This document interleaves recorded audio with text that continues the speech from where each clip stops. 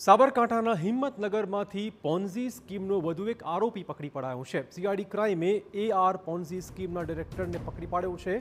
ગ્રુપના મુખ્ય સંચાલક અજય મકવાણા અને વનરાજ મકવાણાની પણ શોધખોળ શરૂ કરાઈ છે।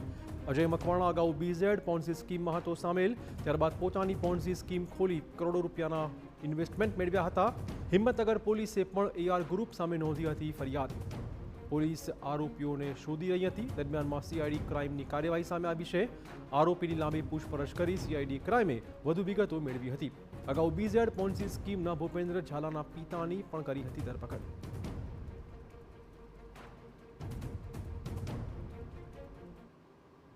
જાણે કે પોન્જી સ્કીમનો રાફડો ફાટ્યો તે પ્રકારે વધુ એક પોન્જી સ્કીમ જે છે તે સામે આવ્યા બાદ તેના આરોપી જે છે તે રજુસિંહ મકવાણાની ધરપકડ કરવામાં આવી છે। રજુસિંહ મકવાણા એઆર કન્સલ્ટન્સી એટલે કે એઆર ગ્રુપની જે પોન્જી સ્કીમ ચાલતી હતી તેના ડિરેક્ટર હતા અને તેના વિરુદ્ધમાં સ્થાનિક પોલીસે પણ ફરિયાદ નોંધી હતી। સીઆઈડી ક્રાઇમે પણ ગુનો નોંધ્યો હતો અને જેને લઈને સાબરકાંઠા અને સીઆઈડી ક્રાઇમની ટીમો પણ તેને શોધી રહી હતી। એટલે કે આ જે આરોપીઓ હતા તે રડારમાં હતા। દરમિયાન રજુસિંહ મકવાણા જે છે તેને સીઆઈડી ક્રાઇમે ધરપકડ કરીને આખરી પૂછપરછ કરી છે। અનેક પ્રકારના તાર જે છે તે સામે આવી શકે છે। જે પ્રકારે બીજેડ ગ્રુપમાંથી અલગ થઈને એઆર ગ્રુપ ખોલવામાં આવ્યો તે પ્રકારની આશંકા લઈને પણ તપાસ શરૂ કરવામાં આવી છે। અવનીશ ગોસ્વામી, TV9 હિંમતનગર।